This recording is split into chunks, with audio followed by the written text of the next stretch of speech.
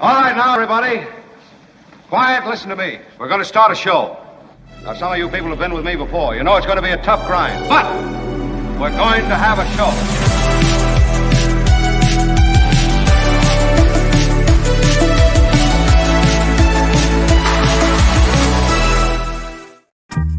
And hello to all who are joining our program today. It looks like a really cool show. I have a British fellow joining in the first half hour, so let's please try to maintain a quality of decorum if we could. Kim, sometimes you can be a little out of line. Kim, how are you? It would be nice if you could maybe pull things together for at least an hour or two. Ain't no man keeping me in line, Thompson. Albert, what up with you, my friend, huh? Albert, thank you. Good morning. Yeah. I do have a kind of a major announcement that I'll get to in a second. What? I guess I know. I guess I'll get to it now, but I can't do it over the opening music bed because it'll just sound weird. Albert, did you tweet that we are on the air? I did, yep. Oh, good. Then I will retweet that. So in addition to a little royal talk off the top, we have It's the Planet Stupid, and Belinda, I think, is coming up in the first hour today. Yep. And then the great David Katz. There is a serious thing going on, and it's not related to Trump. It's related to something that I've mentioned to you before. It's the dismantling of government by the Supreme Court. We'll talk about that today with David Katz. Now, I do have a major announcement. I know it probably isn't a big thing if you're new to the show, though. This won't strike you as particularly even interesting, but I will just note. Major announcement from the Mark Thompson Show. Yeah. Look, I don't want to make too big a deal out of it, but I did get those new expensive credibility glasses, and I want to debut them now. They haven't been seen by anyone. Suddenly, I believe everything you say. Yes, I think there is a patina of credibility. Patina is a ding word. I think you'll agree that this is vaults me to another level. Hey, which one do you use, Mark Thompson? So here it is. They'll be on and off. Now, with them on, I can see. I mean, by the way, that was the major announcement. So This has been a major announcement. Again, I don't feel it's quite worthy of that. But yeah, there is a Clark Kent quality, Miguel. Thank you for picking up on that. Yeah, there is a it's a quality of yeah. Anyway, are you saying the glasses are masking the handsome? The glasses are masking the power.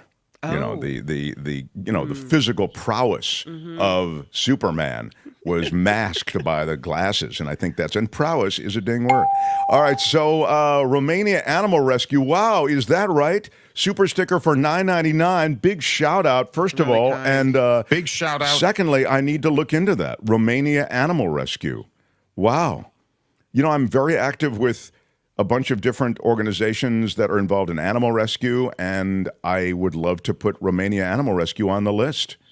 I'll look into what you do. I'll match that and raise it a bit, says Beth. Wow. Thank you, Beth Farmer. Big shout out. Big shout out. We're a crowd-funded show, which is why we try to show a little love to those who give us super stickers and super chats. And, of course, all the Patreon and PayPal people. We acknowledge you at the end of every show.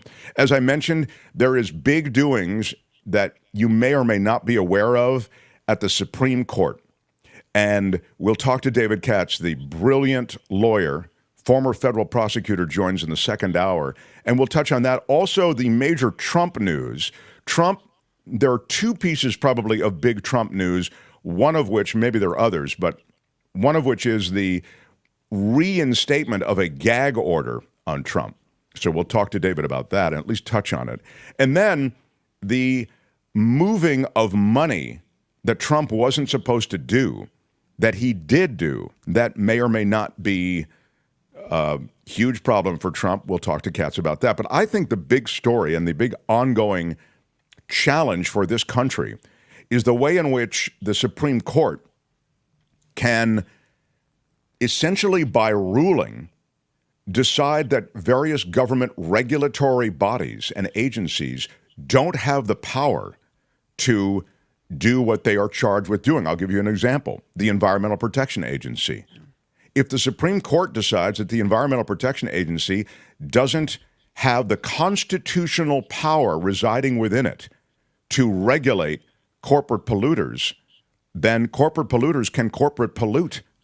There is no federal government agency or regulatory body that can control them. Now, extend that to the banking system, to consumer issues, and you see how this is a very big deal.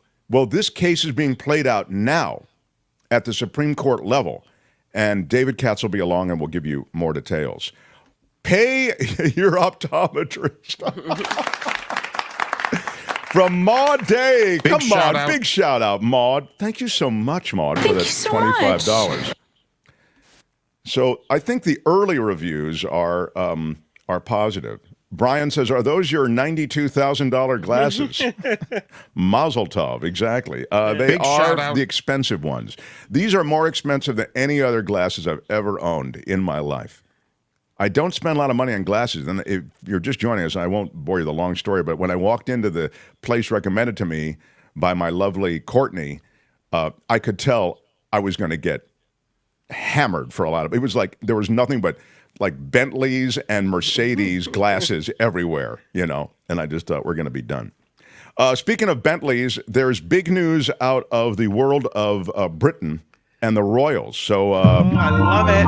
The Mark Thompson Show. I'm anxious to talk about this controversy. I have my thoughts, and I don't really care, if I can say that, about the royals. As you know, I was kind of like that whole thing with the crown and the, the coronation. That just. But then we had different Britishers on here, some of whom agreed with me that it was no big deal, or it was an anachronistic kind of a weird holdover, and others who thought, oh my God, this is a part of Britain's essence. It's in the DNA of Great Britain that we have this coronation. So this is sort of related to the world of royals that I am on record as saying, for me personally, it doesn't, but I understand the controversy, and this is pretty big, the idea somehow that there's this royal racism furor. And I felt ill-equipped to comment on this by myself. So I brought in my favorite Britisher. How about it? For the one and only Phil Fairclough, everybody. Yeah. Yes. Oh, yes. How about that? Look at that. Wow. Oh, that's magnificent. All right, Phil, welcome to the program. Nice to... Well, you have impressive glasses, too. Well, so not only do I have impressive glasses in the singular, I have these credibility glasses. But as I heard you introducing the show, I thought, well, maybe I need to up my credibility game a little and present a potentially more convincing intellectual demeanor.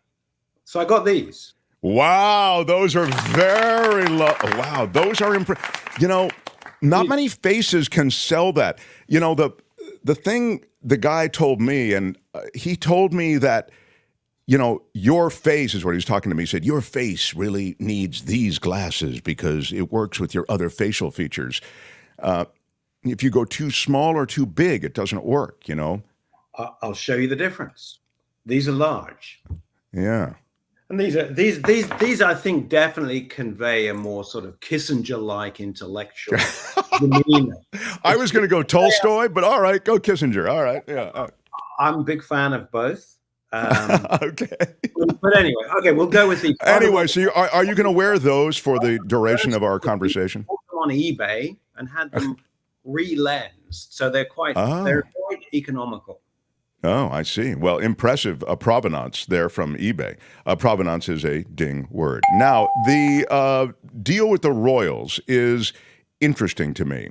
I will tell you up front that, and we'll lay out a little bit, and Kim, if you need to jump in, you can give us a couple of the details here, but essentially there was a book, and then we can weigh in on what, there was a book, and the book, I guess, is called Endgame, and this book is from this guy who talked to a bunch of the royals, and it's got a lot of tantalizing stuff in it and gossipy stuff in it, but the part that really has become truly radioactive is the part that showed up in the Dutch edition of the book, which actually named, isn't this what happened, Kim? Yeah. Named the person in the royal circle who asked about the color, right? I mean, it was literally the skin color. There was this is what Prince Harry had said, that there was a worry from one of his family members about how dark Archie's skin would be. Right. And they never wanted to name the person. They wanted to tell that story, to say, look, there's racism here, but they didn't want to name the person. It wasn't about shaming. It was about, listen, there's racism. So that person wasn't supposed to be named. But here's my question. Now they're trying to pull all these endgame books in Dutch off the shelves. But isn't it, that's kind of, once it's out, it's out. It's like kind of trying to delete a viral video. Once you have named the person, they're named, right? Well, that's certainly true. And what's happened is, by trying to pull it off the shelves, it's become, an even hotter item. Exactly. And so the person who was asking about the color of Archie's skin and whether it would be dark, because of a mixed race child, right? Is Charles, you're saying, is right? And that's what you're, the king. Is that correct? Is that right? I'll jump in here because I'm relatively, obviously one is aware of the ebb and flow, the constant ebb and flow and turbulence surrounding the royal family, and it's in the air in the same way that the Kardashians are in the air. Right? Thank you. Okay, that's a good. So we're all breathing it and living it, and that's why I think many of us are just sort of, it's like the weather. It comes and goes. We don't pay too much attention to it unless it's a hurricane or an avalanche that is catastrophic and sweeps you away. But none of this is actually catastrophic, especially when you compare it, I think, to the truly sensational and constitution-changing news that we should be paying attention to. This is chaff. This is hot air. But nevertheless, it's not to diminish genuine concern about racism. And indeed, the names that have been floated and published by the New York Post, and indeed by the estimable Piers Morgan, who the palace estimable is a dang word. Yeah. Palace is now. Oops. Boy, people really want you today. Listen to all those sounds. How do you get anything done with all of those alarms going off all the time? That is a call from Queen Diambi of the Congo, who I met up with recently, on which another episode about protecting nature. I would love to talk about what Phil does. That really is a big part of it. But anyway, go back to the royals. Okay. But yes, so I think that there is a very, very, very lucrative royal information and disinformation industry, which is supporting multiple books, multiple newspapers, magazines, the Daily Telegraph, which was the sort of, read by the grandees and the upper classes generally in the UK, has a whole royal section every day. That's a lot of newsprint that has to be filled. So anything, even no matter how trivial it is, or the merest sniff of a new bit of news is going to get blown up.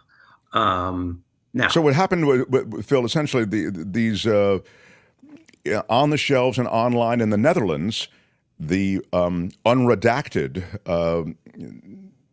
version of this book hit, and so family members weren't identified in the British or American editions, but in describing this entire dust-up around this, names were used in this edition in the Netherlands, even as they tried to pull it off the shelves after they realized the mistake. None of the British papers initially published the names. They only called it a senior royal who had the conversation. But, quickly, as you say, Piers Morgan and everybody else got the word out. So it is the king, right? I mean, Buckingham Palace is now declining to comment, I'm seeing. Yes, I mean, it has been, Charles has been named, as has Kate Middleton. I'm merely reporting what I'm reading. I have no particular insights into this story, and I suppose I'm not very surprised. That's the that's where I come down on this. But do I think King Charles is a racist? The answer is no, unequivocally no. I think there's a sort of historic racism, if you like, that imbues many sort of older generations. It's a generational racism, and it's also part of it's sort of endemic, I would say, in a particular class. And if you accept that Charles is of that class and of that generation, maybe it's not so surprising. Is it forgivable? That's for everyone else to judge. I think what the palace is now dealing with, however, is a complete turnover in the way that they have to sort of protect their brand, if you will. It's how does the brand of royalty get presented and perceived, not just by the British public now, but by the world. And they used to, I think, there's a wonderful Japanese expression, mokusatsu, which you may know. It means to kill with contemptuous silence. Simply to not respond is to ignore. I love that. To kill with contemptuous silence. If you give no credence to any of this, then it will go away. It will disappear. You're not acknowledging it. You're just dismissing it, basically. But now they can't do that. Mokusatsu no longer works. Instead of protecting the brand, they have to project the brand. We're in a different media world, media landscape, and the royals are in a different landscape now. They're not just principally a British fascination. Now they're a West Coast fascination as well. And that makes it a global fascination. And there is no minute or second of the day when there is not some new bit of drama that can be inflamed. So they have to deal with it. Yeah, it's interesting. You make such a good point, and it occurs to me that the crown and the royals and the brand has to evolve into the modern age, even as it is clearly a brand with a death grip on an age that's past, in my view.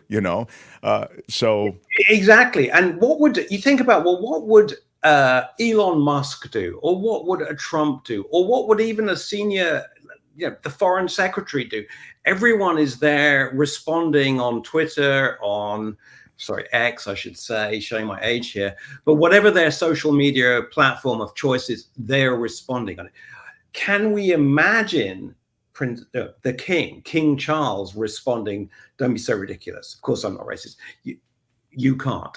So there is a death grip in some senses on the brand. They're unable to play in the arena which everyone else plays in, and therefore I think the news, they're always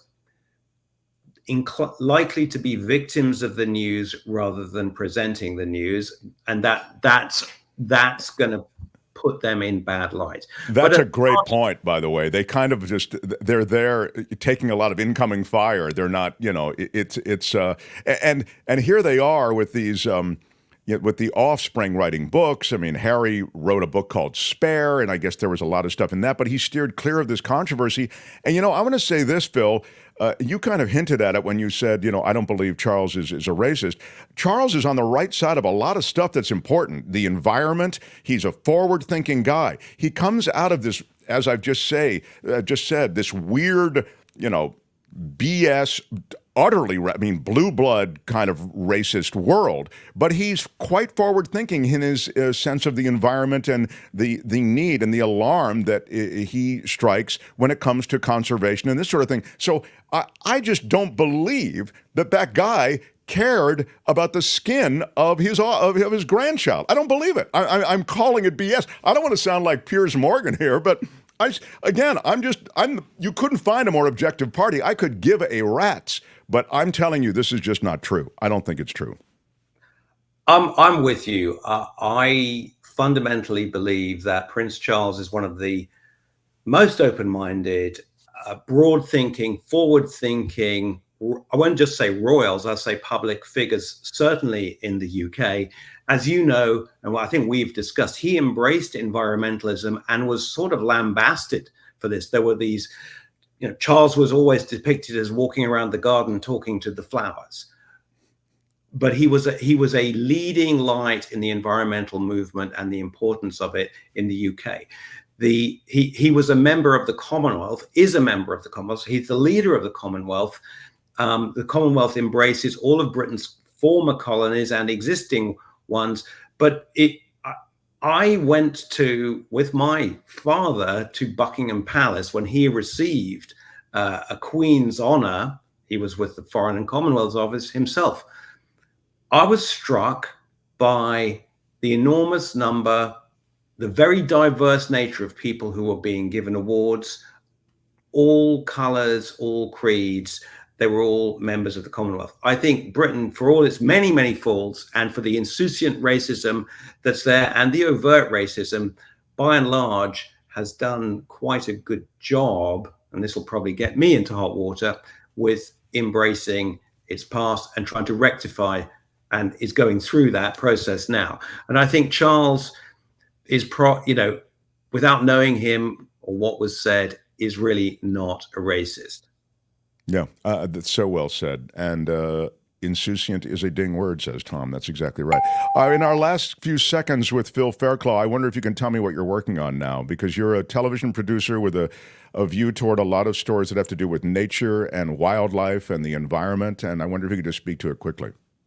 Well, at this time yesterday, I was up to my armpits in a swamp in the Florida Everglades, filming female alligator, about an 8 to 10 foot long female alligator, as part of a story which I'm producing for a new a relaunch of a wonderful and important wildlife brand in this country called Mutual of Omaha's Wild Kingdom. Sure. It's going to be it is on NBC on Saturday mornings. This was part of a show about the Florida Wildlife Corridor, which is a really remarkable world-leading initiative here in Florida. You don't get many important and successful initiatives to do with the environment coming out of Florida. But this is an effort to join wild space from the tip of South Florida all the way up to the border with Georgia. Wow. And quite soon, more than half of this state will be protected land, allowing the free passage of animals like bears, panthers, Florida panthers, and everything else. It's really a remarkable and world-leading initiative. So that's terrific. I can't wait. So look, please come visit again, and we'll talk about something other than, we'll make it the other way around. We'll talk mostly about the work you do, the important message associated with this Mutual of Omaha's Wild Kingdom and other television stuff that you've really, you've brought home to many of us having to do with nature. And then we'll talk maybe 10% about the Royals. Deal.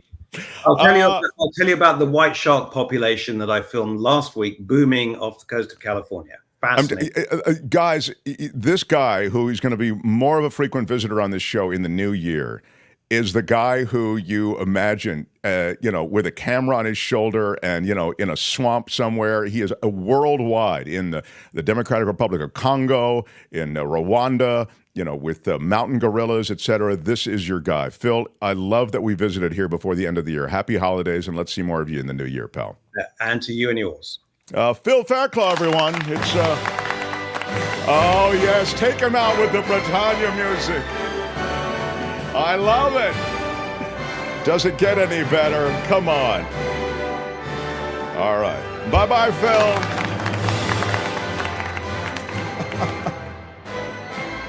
All right. Very, very impressive. All right. Oh, yeah. Thank you. Big finish. All right. Stick the landing. There's never been anything like this. Oh, my gosh. Wow.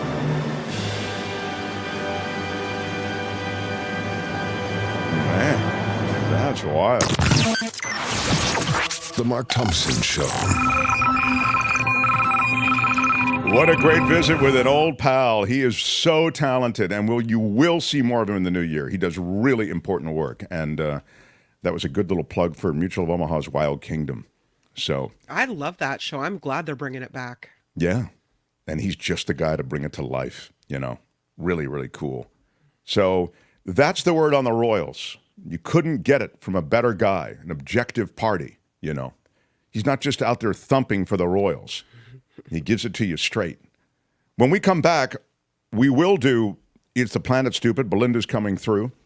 And in the second hour, we get into Trump. We get into the reinstatement of the gag order, his movement of money, and how the courts have taken a less than a charitable view of that. David Katz will be here, but the big story is what's happening at the Supreme Court and the very real dismantling of government that the Supreme Court can be assisting on. This literally could change life in America and among regulatory agencies. So all of that's still to come. By the way, Kim, you are watching the George Santos thing, are you not? I am indeed. Okay. He may be thrown out of Congress, although as I told you, I think there are good reasons just from a political standpoint, if you look at the numbers, not to get rid of George Santos.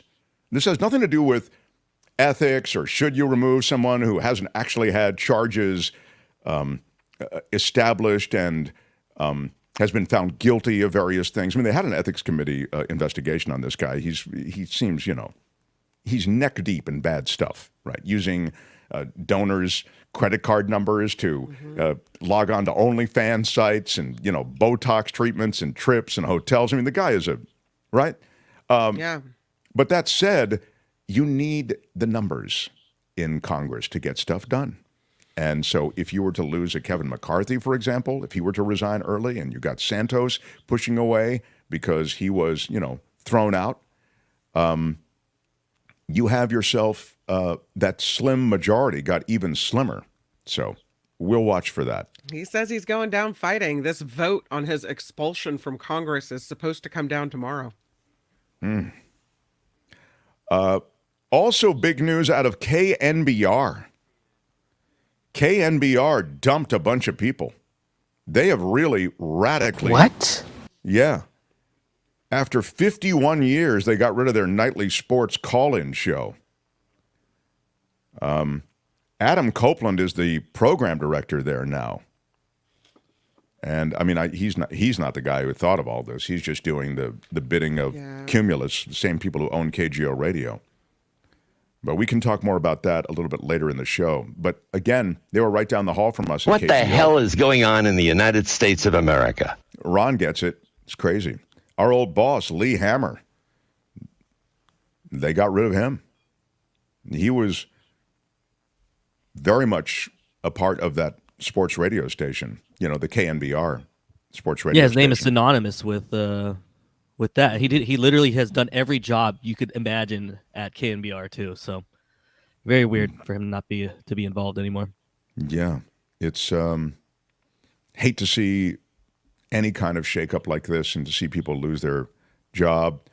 And this is another piece of Bay Area broadcasting that is going away. So maybe we'll discuss that further.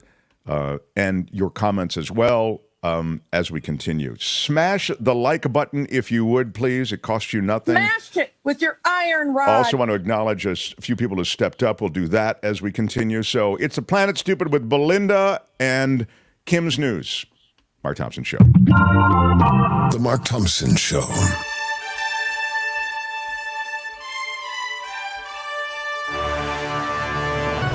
On the Mark Thompson Show, I'm Kim McAllister. This report is sponsored by Coachella Valley Coffee.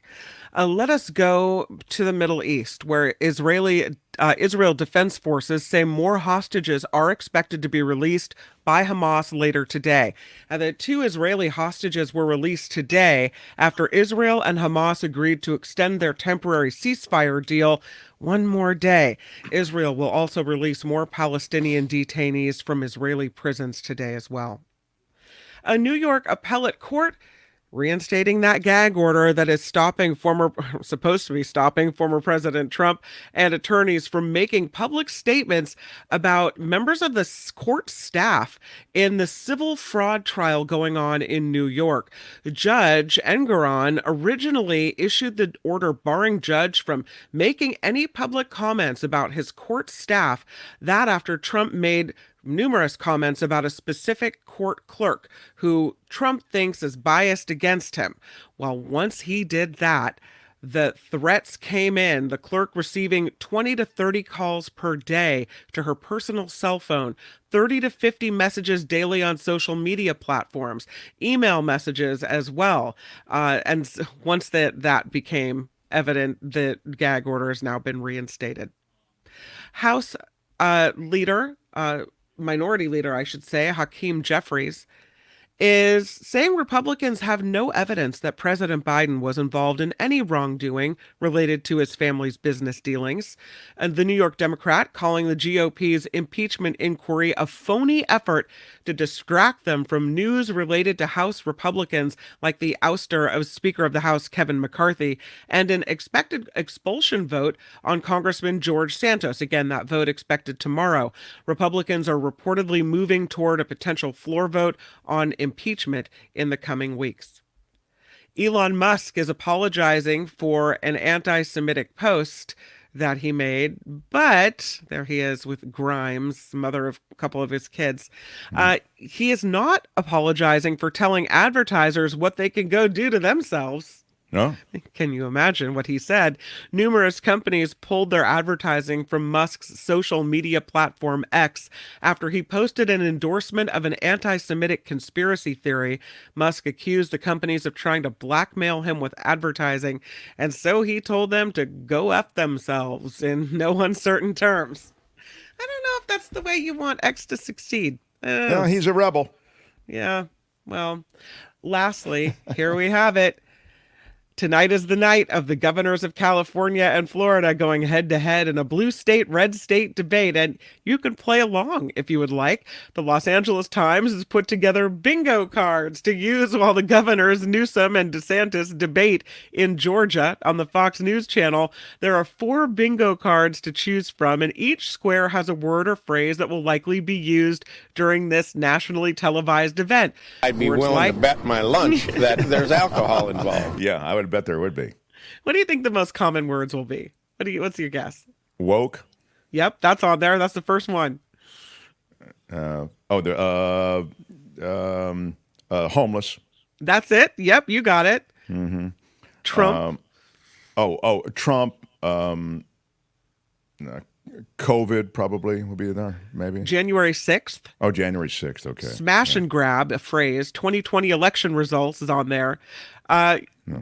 Apparently all those will get you closer to calling bingo. The debate beginning at 6 p.m. Pacific, 9 p.m. Eastern. It is on Fox. It should be an interesting thing. This is the 13 Days of Tea. This report, sponsored by Coachella Valley Coffee. And today's tea, if you can see it over here, is red. It's the hibiscus tea. Oh, I couldn't wait. I've already been drinking it. It is so good. Oh yes, on the hibiscus tea. There's never been anything like this. Oh, my God. That's a thumbs up. Hibiscus tea is completely worth it. Coachella Valley Coffee. I already got my box of stocking stuffers. Yeah, sorry. I'm not done yet, people. I hit my elbow. Go ahead. Go to CoachellaValleyCoffee.com. Wait a minute. For the hibiscus tea, you're saying there are a bunch of teas in addition to Coachella Valley Coffee. It's called Coachella Valley Coffee. Yes. And if you're just joining us, it's literally the best coffee I've ever tasted. I'm telling you, it's so good. Fresh grow. It's so terrific. Yeah. Yeah. Hibiscus tea is amazing. Great for stocking stuffers and holiday gifts. CoachellaValleyCoffee.com. And because you're listening to The Mark Thompson Show, you get 10% off your coffee or your hibiscus tea by entering Mark T at the code when you check out. I'm Kim McAllister. This is The Mark Thompson Show. Impressive. I got to say. The Mark Thompson Show. Why are you yelling?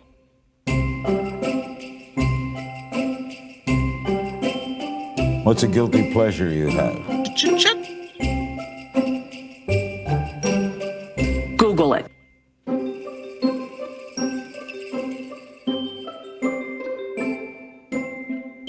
Did you really just do that? Good day, sir!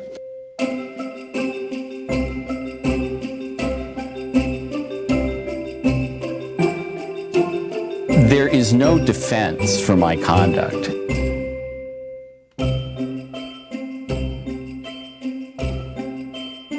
Don't talk to me that way.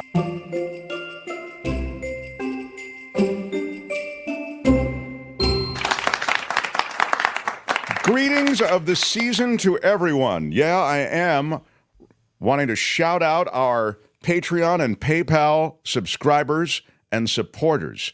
Really, really cool that so many of you have ridden to our side. And I'll get to Belinda, and then I'll really show you some love. Mark, could you... Oh, here we go. This is from Marge. Marge says, Mark, could you get non-reflective lenses for your credibility glasses? We'd be able to see your eyes better. These aren't non-reflective? I think they're supposed to be non-reflective. Oh, I guess they do reflect. You're right.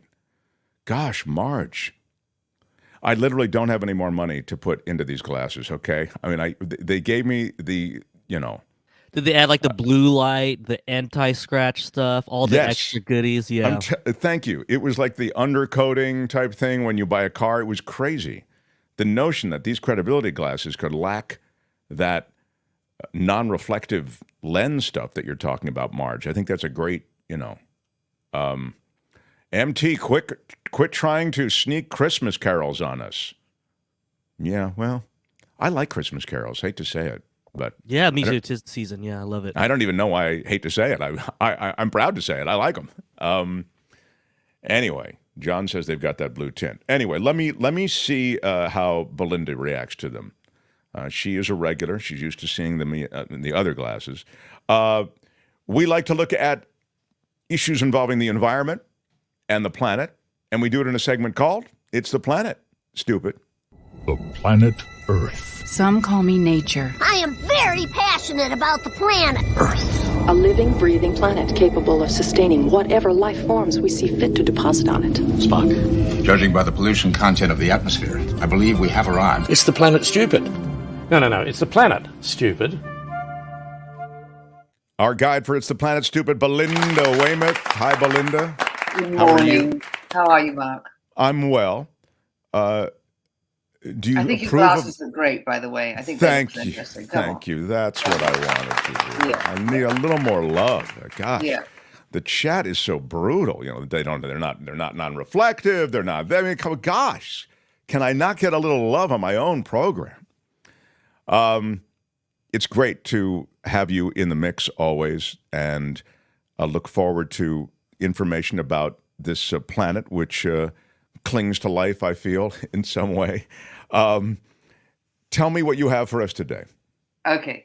So this has been a really big week, and then today's a really big day. So I don't know if you heard about what Biden did yesterday, but Biden went to Colorado's 3rd congressional district, and you know who their representative is, Lauren Boebert.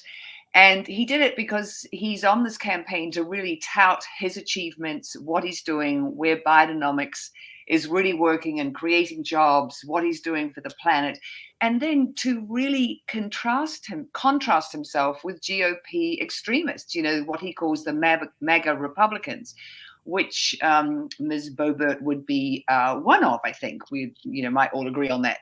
So anyway, he was addressing workers and people at CS Wind. CS Wind is a South Korean company. It's the world's largest wind turbine manufacturing plant. It's in Pueblo, in Colorado.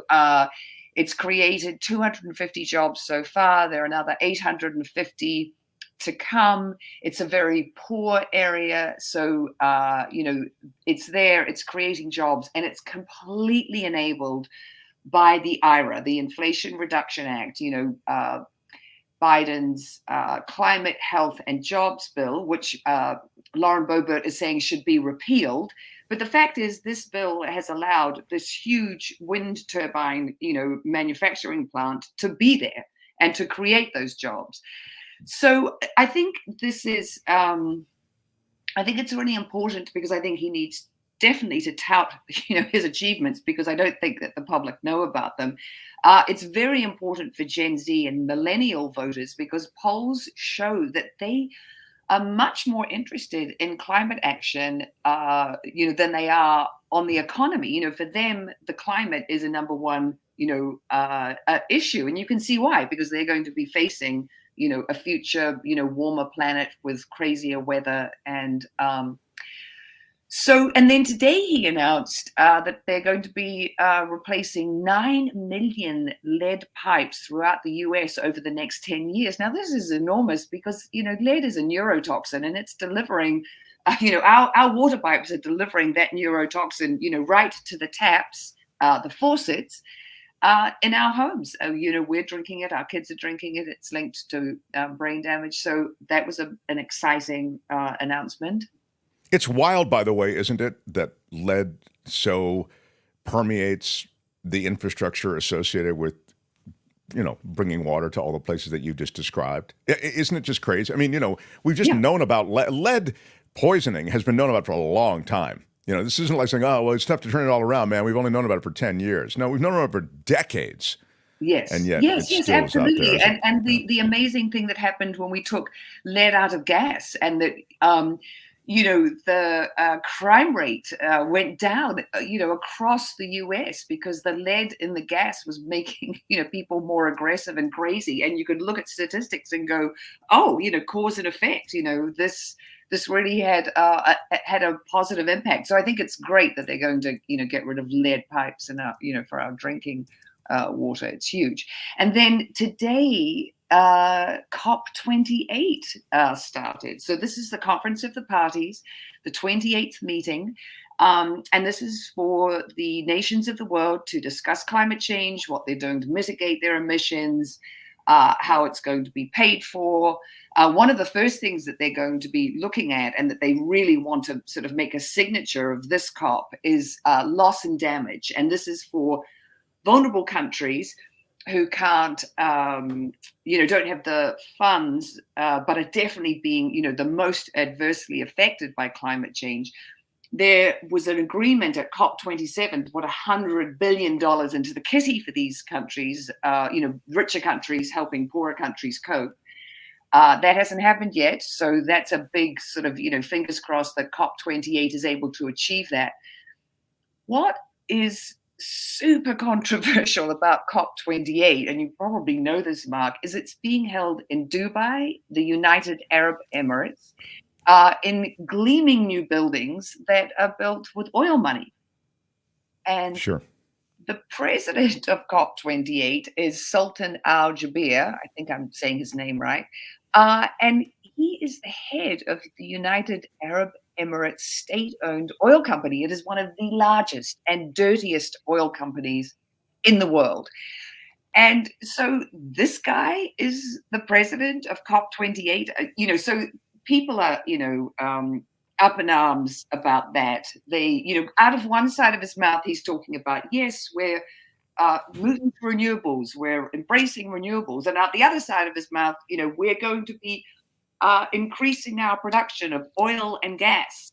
That is going to happen. And then documents got leaked, the BBC got them, that the United Arab Emirates COP team have been told to promote oil and gas deals on the sidelines of COP28, to use this as an opportunity, to make deals. So there are all these people who go, the 70,000 representatives of 200 countries are there, trying to make headway on cutting emissions. And then on the sidelines, there are a lot of people who are trying to promote their oil and gas. I mean, it's so true. I love that. The idea that this conference is being held there and you have these key figures in essentially accelerating the end of the world as a result of fossil fuel emissions running things, that's been controversial. And it was, sort of this train that you could see coming down the tracks, but sort of that was where it was. And then both things are true, as you've just said, Belinda. They are making some strides and encouraging at that COP summit to begin to explore and actually enterprise alternative energies and be part of that. But that whole kind of cognitive dissonance associated with, meantime, they're meeting in their hotel suites and in the hallways to make new fossil fuel deals. It's crazy. I mean, it's such an impure situation, you know, and you just wonder. I always come around to, well, you know, the perfect is the enemy of the good.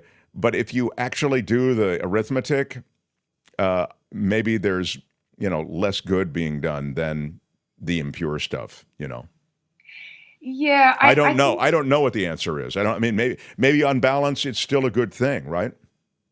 Well, the fact is we can't do away with oil and gas, you know, today and tomorrow be running on renewables. That's just not going to happen, you know, and obviously it has to be a phase out. But I think for so many people, it's very, you know, discouraging to hear about, you know, this increase in production that's going to happen. The fact that, you know, it's happening, you know, here in the States.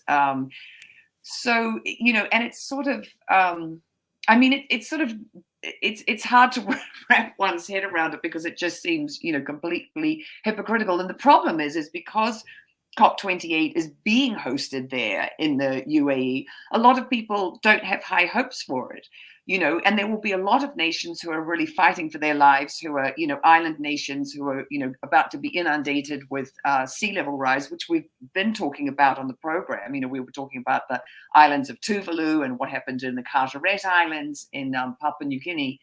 I mean, the UAE itself is going to become an unlivable country because of rising, you know, temperatures. So, you know, they absolutely should be switching from, you know, oil and gas to renewables if they want to, you know, keep living there. And they would say, well, we won't be a country if we stop, you know, selling oil. So, but there is that tug of war going on. But it's fascinating nonetheless. I mean, I was reading about it a few days ago, and I thought, wow, this is just the state of the state. But I think you really actually cast it in a better light, which is, you know, look, fossil fuels aren't going away, so those deals are still being made. But let's just hope that on balance, the alternative energy systems that are being talked about and being aggressively pursued by many of these oil-rich countries, they may carry the day ultimately. So.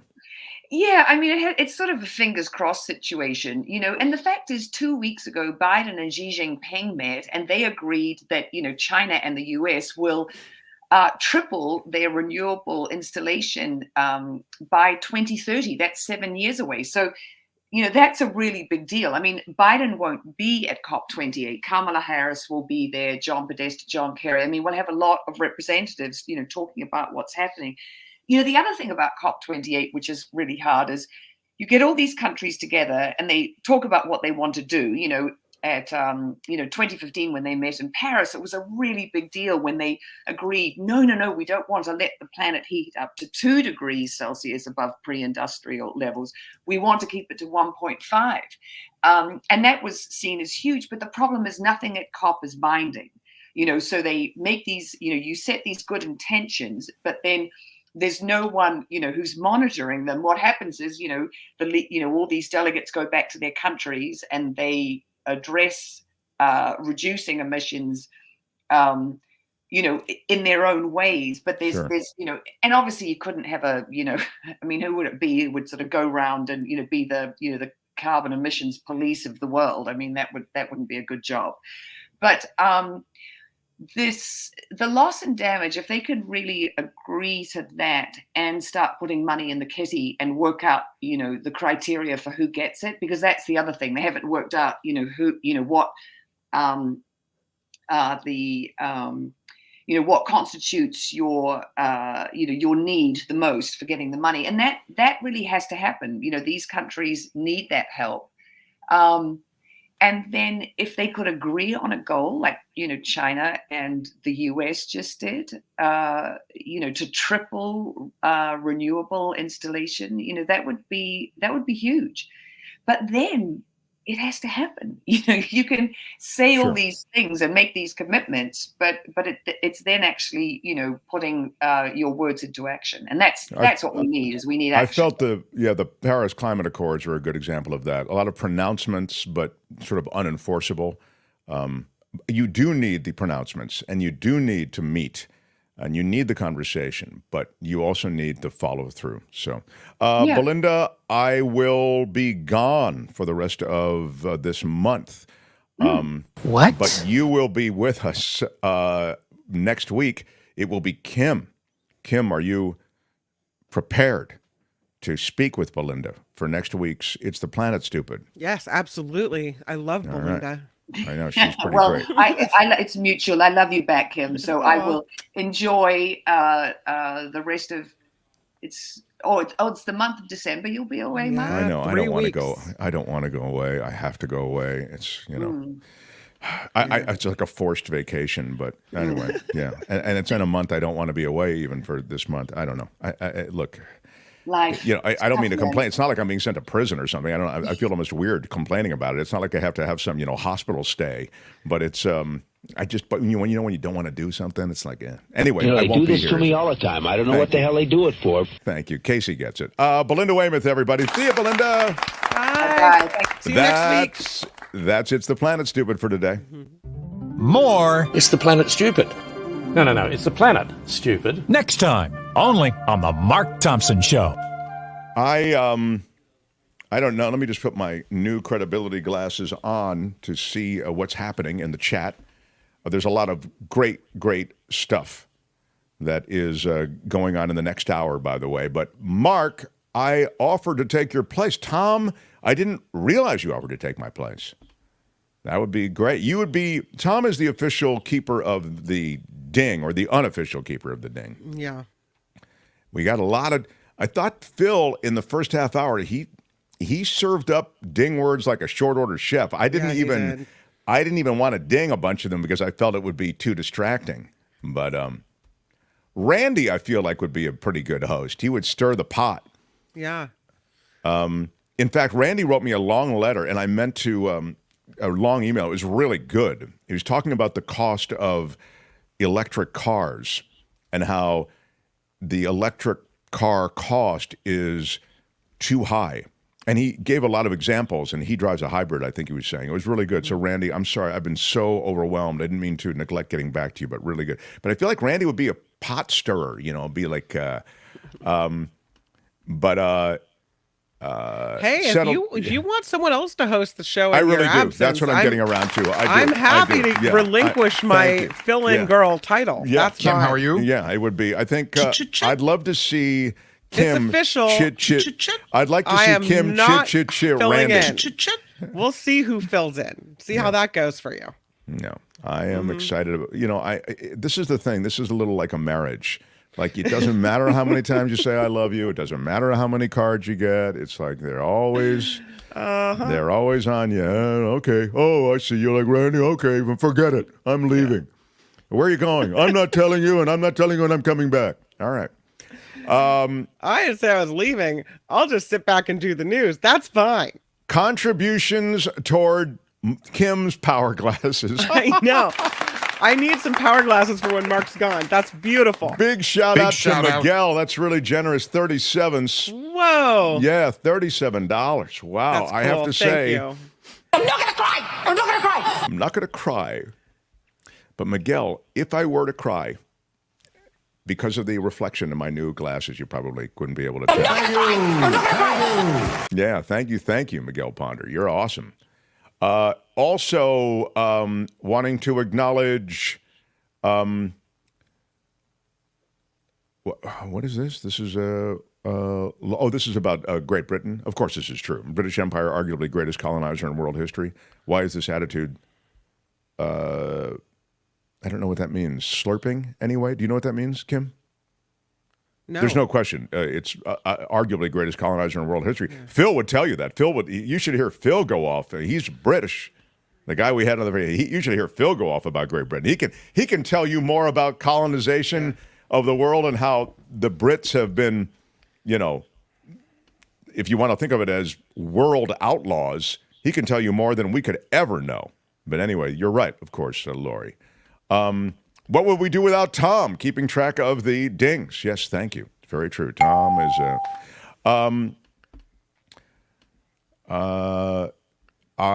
this is about Christmas music. Brad says, start listening to, I was saying that I love Christmas carols. I really do. I love them. Brad says, start listening to it this early and you won't like them anymore. Maybe you're right. Karen says, sure, Christmas carols, but for almost a whole month solid at every store on TV? Wow. And finally, Tom asks, are we ever going to see Belinda live on camera? That's a good question. We should. Well, you can see her. She has an Instagram. I always tell you, it's Belinda Waymouth, Waymouth. You can see her across social media. I think one of the local Bay Area radio stations start the Christmas music, I think even a couple of days now before Thanksgiving. So they get it started real early. Yeah, they do that in Los Angeles, too. Right after Thanksgiving, they start with the Christmas music. Let me be clear. I like Christmas carols, but I'm not tuning into a radio station that's playing wall-to-wall Christmas carols. I ain't doing that. Like, I won't listen to that station for 30 seconds. It's just not. That doesn't mean I want to be immersed in Christmas carols, you know. I listen to that station. There you go. Well, it's incredibly popular, so clearly I'm the exception. But look, I like French fries, but that doesn't mean that I want to eat French fries night and day, you know, from now until Christmas time. Mark, you have that Rick Moranis vibe going on with those glasses. Wow, Buck with first of all, mad respect for Rick Moranis reference, but I think that's sort of a put down, but I don't really know. No, Rick Moranis is cool, right? Okay, is he? Okay, that's cool. There's a station in Ireland, says Donald the Maine Coon, that is 24-hour Christmas music every day. Oh. Wow. That's brutal. Brutal. Nothing better than Vince Guaraldi, says Citizen Swearing. That's so true. I mean, that's the Peanuts music that was then, right? Vince Guaraldi did a bunch of the Peanut music too. The problem with 24/7 Christmas music is they kind of have to scrape the bottom of the Christmas music barrel. And I'm telling you, there's some Christmas music that you don't want to listen to. Some of it's really bad, like the barking, barking Christmas dogs. Like when that comes on, I know they've exhausted the Bing Crosby classics. It's over. Yeah, and that's right. There's Rick Moranis. That's absolutely true. A good Jingle Bell Rock signal at the beginning and the end. I agree. I cannot take 1 second of Jingle Bell Rock. That's Rick Moranis, and I want to go back to Buck. I think he's right. I think these glasses are Rick Moranis-y. Yeah. Yeah, they are. Yeah, I think you're right, Buck. I owe you an apology. Although, I don't think it was a huge. And I wanted to apologize to the Asian community, the Asian American community. My bad. I'm sorry. Thank you. I think that's enough. I think they're exactly right. All right, we've got a couple of big things happening. First of all, we'll update the situation in Congress. We'll update the situation in the Middle East. Kim is bringing all of that into her newscast. And then the great David Katz, we talk about the Supreme Court case that may change government in America. That is not an exaggeration. Smash the like button like a boss. With your iron rod. And Merry Christmas, Happy New Year, Happy Hanukkah, and Happy Kwanzaa. And happy atheists, whatever you're into. We love all boys and girls. Mark Thompson Show.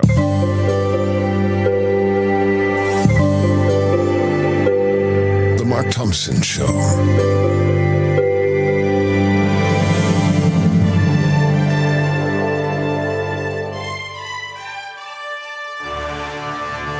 On the Mark Thompson Show, I'm Kim McAllister. I went down to the wire this one, but now we've got a 7th day of ceasefire, resulting in the release of more Israeli hostages and the release of Palestinian prisoners as well. 2 Israeli hostages released. More hostages held captive by Hamas are expected to be released later today. Israel is also expected to let more Palestinian detainees from Israeli prisons go as well. Professors from the University of California campuses are pushing back on a plan to teach a They call it a viewpoint neutral history of the Middle East. More than 150 professors sent a letter yesterday, or Tuesday rather, to UC President Michael Drake objecting to his efforts to ease campus tensions brought on by the Israel-Hamas war. So they're calling this plan a violation of academic freedom and First Amendment rights and demand that Drake rescind his proposal. Earlier this month, Drake announced a series of measures to improve relations between the two groups, including $7 million to fight extremism, anti-Semitism, and Islamophobia on UC campuses. Donald Trump and his attorneys once again prohibited from making public statements about the courtroom staff in the former president's civil fraud trial. A New York appeals court reinstating a gag order that had been temporarily lifted 2 weeks ago. Thank you. The gag order was originally issued in October after Trump lashed out at a judge's law clerk. And as we mentioned earlier, that law clerk is now getting multiple threats a day from every technological angle you can think of. California State University faculty members plan to go on a one-day strike at 4 campuses next week. The union representing professors, librarians, counselors, and coaches just rejected an offer that included a 12% raise. Cal State says it can't afford the latest proposal, and certainly not something greater. The planned day for campuses for the strike next Monday at Cal Poly Pomona, Tuesday at San Francisco State, Wednesday at Cal State Los Angeles, and Thursday at Sacramento State. The state of California taking another step to protect reproductive freedom. The 2 programs just launched. One will increase and diversify the healthcare workforce to better serve all communities. The other expands training for pharmacists to provide reproductive care. Governor Gavin Newsom saying in this volatile time after the overturning of Roe v. Wade by extremist judges, the state will continue to support women here and across the country. I do want to let you know that actress Frances Sternhagen has died at the age of 93. You recognize her. I did right away when I saw her face. She won 2 Tony Awards. She became a very familiar maternal face to TV viewers later in her life. She was on Cheers. She was on ER. She was on Sex and the City. She was the mother, the main character's mother on The Closer. She won a couple of Tony Awards in her life, and she has passed away at the age of 93. Wow. A couple of Emmys as well. Yeah. She raised 6 children while she was starring on Broadway shows. Gosh, cool. That's amazing. Mm-hmm. That is amazing. Yeah, she's been in so much. She said she loved in her life being called a character actor because it meant that she could not only play the lead in some things, which she did in her life, but that she could immerse herself and not have to play herself, kind of, but immerse herself in these characters where you might not really ever realize that it was her. I see. You know? Makes sense. Yeah, kind of a cool story. Again, 93 years old, so we bid farewell to her. A man caused an interruption in train service for several hours this morning after climbing power lines at the Caltrain station in San Francisco.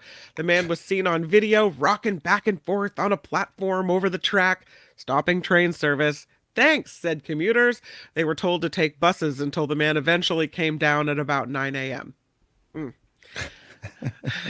Takes all kinds, you know? Bay Area tech company Broadcom laying off more than 1,200 local employees.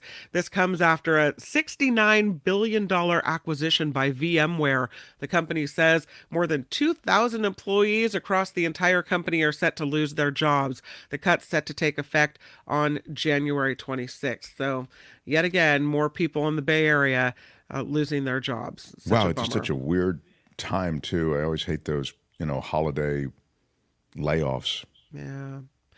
In Carmel by the Sea, more praise for a restaurant. Chez Noir in Carmel, named among the nation's best new restaurants by Esquire.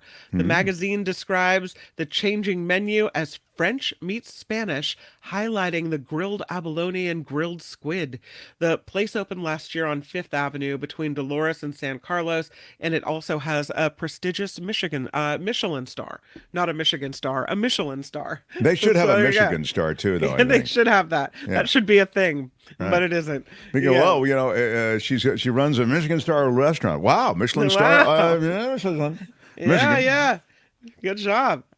This report is sponsored by you. We are a crowdfunded show, which means that we rely on you for support. Please find us at themarkthompsonshow.com, themarkthompsonshow.com. The Patreon and PayPal links are all there. Of course, the super stickers and super chat open here on YouTube, and we thank you so much for however you support the show.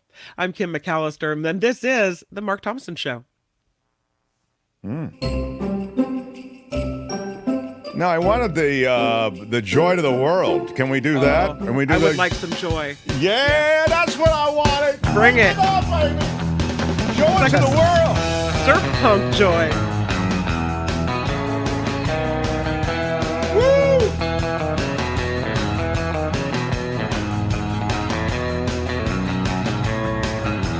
The Mark Thompson Show. Yeah, baby. Who's Mark Thompson? I love it. Yeah. That's love that. Joy to the world. A little rockin' joy. Rocking some joy to the world. Good stuff. Henry Kissinger died. He was 100 years old. The most powerful Secretary of State of the post-war era, he's called. Fair to say that he was both celebrated and reviled. Yeah. Complicated legacy, relations with China, Russia, and the Middle East as well. He's a scholar turned diplomat, engineered the United States opening to China, negotiate the exit from Vietnam. But of course, during that time in Vietnam, and this gets to the controversy and I think the real troubling history of Henry Kissinger, you had the illegal bombing of Laos and Cambodia and the brutal, indiscriminate bombing of many of those areas. Hundreds of thousands of people lost their lives as a result of that. But Kissinger remade American power relationships during the Cold War with Soviet Union, of course. And he, as I say, was at minimum controversial, and he was, I mean, think about it. He was advisor to 12 presidents, JFK to Joe Biden. And this is a guy who couldn't speak English when he came to this country. He fled Germany, and he had that refugees drive to succeed, and he did. Did he flee the Holocaust? Is that what? I believe he did flee during World War II, exactly. He had that, Bavarian accent, and he was, obviously insanely well-spoken.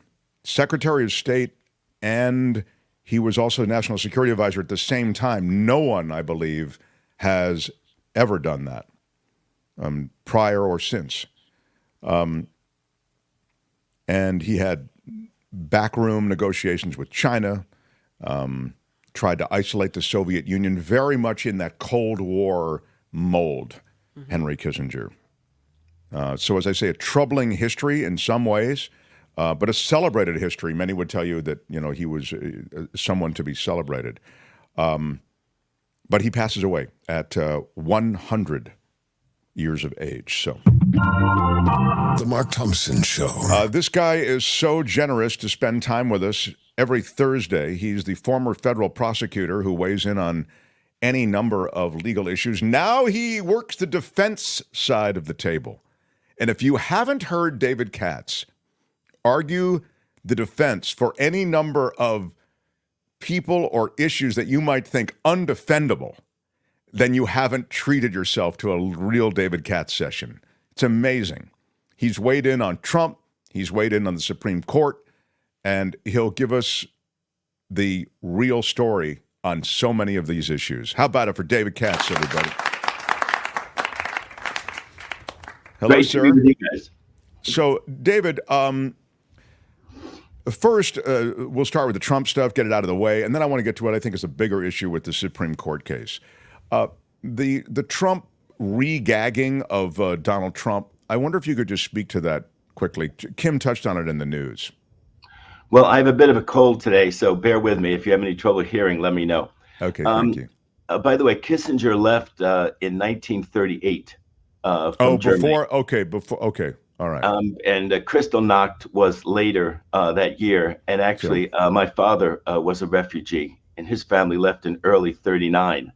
But he left when he was younger, so my dad never had that accent. His family was so fortunate to be able to go to the United Kingdom, and he had a British accent, which I wish I had. Wow. I wish I had affected it, because when the Beatles came along, I had the haircut, but I didn't have the British accent to impress the girls. Anyway, you were asking about Trump. Well, this was sort of obvious. Trump can be gagged when it comes to criticizing the court staff. And, the backstory of this, people say it's the First Amendment. Why can't he comment? He doesn't like the court clerk. But the reality was you have to balance the harms in First Amendment analysis. It's not an absolute right, Mark, any more than the Second Amendment is an absolute right. And they were getting death threats, by the dozens or by the hundreds, both the law clerk and the judge. And the judge could say, well, I'm sitting here in a black robe and I signed up for this. But, my law clerk or staff, they really haven't. And I think that the Court of Appeal balanced that in New York and reimposed the gag order. He can make certain criticisms, of course, and he can still criticize the judge on his case and say that it's unfair, that he's being prosecuted, he's being singled out. But he cannot attack under the reimposed gag order by the Court of Appeals. He can't impose the court's law clerk and the court staff. And I think that's kind of par for the course. Well, she was noting, not to interrupt, David, but just to put a finer point on it, Kim was noting that, these staffers who are working this case, they're getting death threats and their phones are blowing up from this.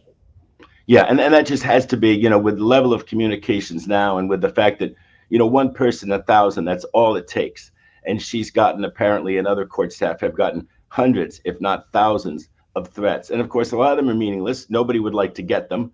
But I think that that's important. Can I comment on the other thing? There's been a sort of a news flash that Trump has transferred $40 million.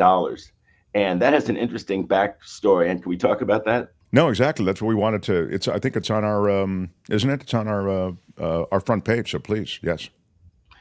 Well, the story is that Trump, in my opinion, figured, why ask for permission ahead? Just do it. And then you can kind of, muddle through some explanations. And I think he got away with it because I think the reality is if he had gone to the court monitor and said to her, look, or said to her staff, I'm going to transfer $40 million. I'm going to pay $29 million of my income taxes out of it. I'm going to pay $5 million to E. Jean Carroll for the sex assault civil suit that she won against him. His alternative would have been to post an appeal bond for about $5 million. I'm sure Trump thought it was cheaper to do it the way he did it than to do the appeal bond. There's probably a fee, right? Mark, let's say they charge you 20% to post that bond. He said, I'd rather pay the 5 than the 6. And that the judge might have gone along with, or the judge's monitor might have gone along with and said, look, you got to pay her. And sure, that's a way to pay her 5 instead of 6. That actually preserves the Trump organization estate. But there's $29 million. There might have been a lot of questions. And he also paid a lawyer a whole bunch of money. And, if you're a court-appointed lawyer in the federal courts, they scrutinize your bill up one side and down the other. They may not scrutinize the defense budget of $1 trillion, but they sure scrutinize those kinds of bills. I think that the monitor would have scrutinized that bill. But what he did is he just paid it. But the way that it came up, we found out about it, Mark, and that's why it was a breaking news story. But the way it actually came up is that Trump has had her there. The monitor is a former federal district judge. She's retired. And now she does this. She's paid to do this, to be the court-appointed monitor, Barbara Jones. She and her staff go over to Trump Tower on Fifth Avenue. They set up a room over there where they can look into all of these things that they're supposed to be monitoring. While they're there monitoring them, the judge didn't allow this, but Trump wanted to call her, and I think her chief accountant, bean counter, to the stand to say, we've been monitoring Trump for a year. By the way, they opposed, like the Dickens, there being a monitor, the Trump organization, and Trump's lawyer did. But they lost. A court monitor was put in there. She's over at Trump Tower. They wanted to call her and a member of her staff to the stand to say, he didn't do anything wrong. There was no fraud during all this period of time. I may have been charged with committing fraud before this, but once we had a monitor, I didn't commit any fraud. You know what I mean? I robbed 3 banks, but later in the afternoon, I drove by another bank and I didn't rob it. That's like really, really. So the judge said he said 2 things. He said, I'm surprised that you, the prosecution, are objecting because actually the evidence is going to break your way if I had allowed her to testify. But no, there's no precedent for this. So I'm not going to allow her or her accountant to testify to this, the monitor. But here's what's interesting. In the course of that, the other side, the prosecution, said, you know what? The report actually says that, no, this was not blame-free this year. What he actually did is he transferred $40 million without ever getting her approval, and he had to get her approval ahead of time. We've now made it clear to the Trump organization and Trump's lawyers that all transactions means all transactions. Mark, it's unbelievable. Apparently, the Trump organization, all their smart lawyers, including the $3 million man that Trump hired, didn't understand that you must get clearance for all transactions above $5 million. Really meant you have to get pre-clearance for all transactions above $5 million. But then we explained to them that that all means all, and now the monitor is satisfied that what Trump is doing is okay. So the reality is he's not going to be held in contempt. From the point of view of any other person in court, he got away with it. If you didn't do what you were supposed to do with a court-ordered monitor, you think they'd come down on you like a ton of bricks. But no, Trump got away with this one. Now he understands that when you transfer $29 million, you have to ask the monitor first. Of course, the fear is that he's dissipating the assets, right? At some point, he'll ask for a tax refund of $12 million, right? This is Trump. And what did he do? He just got $12 million out of the Trump organization ahead of a $250 million fine, right, Mark? That's what's going to play out. He's paid more tax than he could have. He could have challenged it. The monitor could have made a big deal about it. He overpaid his taxes, and then he's going to claw back that money later on, and there'll be nothing that this civil judge can do about it. So it's all very frustrating, but there it is. Wow, that is really interesting. It's a fiendish way, as you say, to dissipate that pot of gold that is being adjudicated right now, right? I mean, that the fine could be way more than $250 million, as you've noted before. Well, people have trouble understanding the posture of that case. It's fraud, but it's not criminal fraud. It's civil fraud. That's why they were able to call to the stand Trump and his sons. Now, in the defense case, Trump and his sons are going to take the stand in the defense case, in their own case. So we're going to see his sons and him again for a second time. Supposedly, he's going to be the parting shot witness. We're expecting him around December 11th, Monday, December 11th. We think will be the last witness in the defense case, civil case. And we think that'll be Trump. And we don't know yet whether the prosecutor will then put on a rebuttal case. They're allowed to put on a rebuttal case if it truly rebuts what's been put on in the defense case. So we're going to wait and see. But that's where we seem to be in that case. I was looking to see if there was any question before I get to this big thing, which is going on at Supreme Court level. We've already addressed this, Michael. It maybe new. The 14th Amendment. It doesn't appear to those judges have kind of kicked that can down the way. So I'd like to move on to this SCOTUS case. That's all the Trump stuff. The Supreme Court case is, I think it's significant. I've been talking about this for a long time, since the right wing really took control of the court. The notion somehow, and you can characterize some of the specifics here, and also please correct me if I'm wrong, but the notion somehow that the court can rule that certain government agencies and government regulatory bodies don't have the constitutional underpinnings to be able to carry out a lot of the regulation and a lot of the watching over and regulation of so many things from business to the environment that these agencies are charged with. So in that way, they can dismantle this, quote, administrative state and it's an extremely business-friendly court, as you've made the point before. David, can you speak to how this case can kick the door open to that? Well, yes, this is the Securities and Exchange Commission against actually a radio talk show host of about 15 years ago. And what this radio talk show host did was he used his radio show as a way to, induce investments, as a lot of these, especially right-wing radio shows do. They talk about the economy is collapsing. You got to get into gold. Of course, the gold investment they want you to get into is the one that they're controlling. And he managed to get about $25 million from what I would call his dupes. And the SEC went after him because it was a security, which is regulated by federal law and by the Securities and Exchange Commission. And if you want to have an interstate market in securities, you have to register with the Securities and Exchange Commission, and you have to obey its rules. He was found by the SEC not to have obeyed its rules, to have done wrong. And so they fined him $300,000, and they said he should make restitution of over $500,000, and they barred him from the securities industry.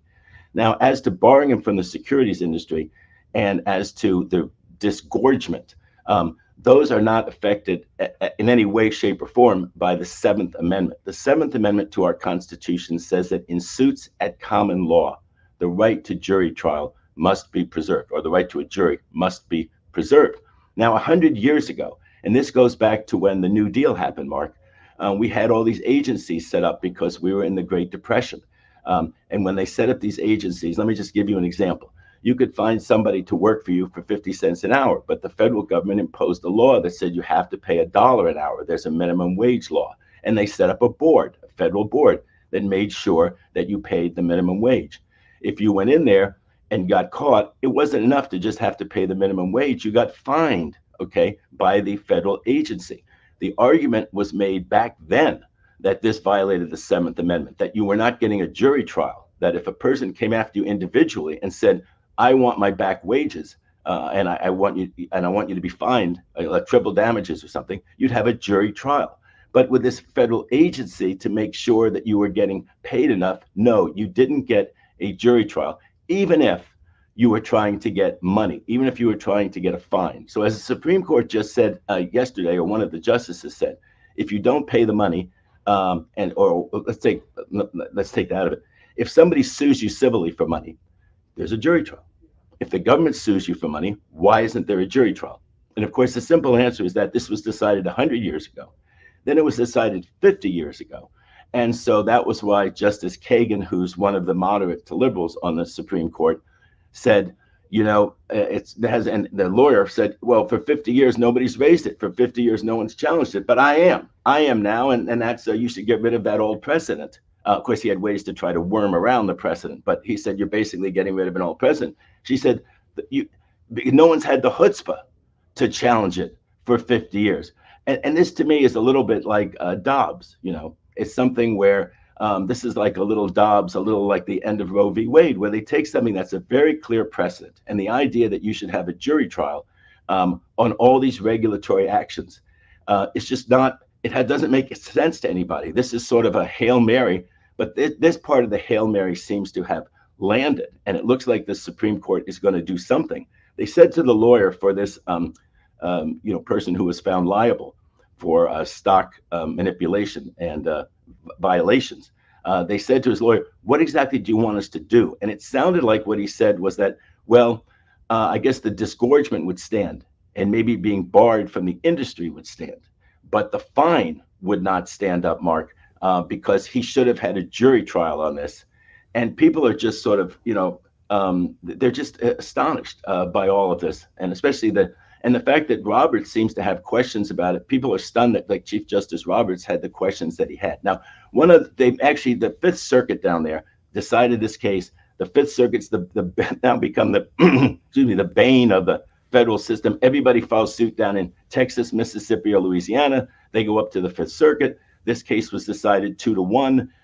Guess who the two were? Members of the Federalist Society, one of them appointed by Trump, one of the two, one of them a former law clerk for Sam Alito on the Supreme Court. And they had two more radical ideas, even in this jury trial thing. They also said, by the way, there's a unitary executive, and so the president ought to have the power to fire administrative law judges in the Securities and Exchange Commission, which if that's true, which the Fifth Circuit held, They can also be fired, the administrative law judges of the EPA, any agency that you could think of, a federal agency. The good news is that the U.S. Supreme Court seemed to treat that as just dead on arrival, that they are not interested in that. But the people who are really scared think, okay, somehow Trump wins the presidency. He's railing against the deep state. The deep state includes these administrative agencies that protect our health, our safety, our food, our environment. And then there's going to be judges he doesn't like. He can just fire them because they're actually executive officials. Anyway, luckily, the Supreme Court wasn't interested in that at all. And the second thing is that they do take a lot of their cases, these federal agencies, to the federal courts. If they take them to the federal courts, that's all fine. But some of the cases they keep in-house, and people need to understand this if they think, well, this is the deep state, this is so unfair. The government would not work. If this actually ever becomes law, they would blow up the government. They would blow up the EPA. They would actually blow up, here's what's interesting, they'd blow up ICE. You know, a lot of people are deported, right, from an agency. What, they all get a jury trial if they're fined any amount of money? That would be great. And the thing is, look at Social Security, Mark. Social Security generates 500,000 cases a year.